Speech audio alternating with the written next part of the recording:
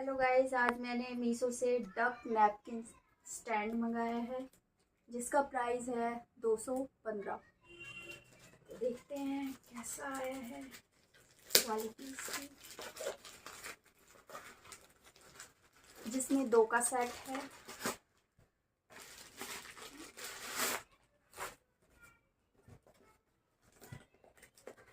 Packing तो बड़ी अच्छी है इसकी।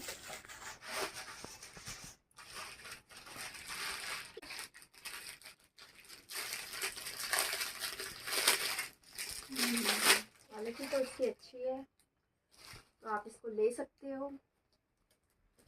एंड वीडियो पसंद आई हो तो लाइक एंड सब्सक्राइब।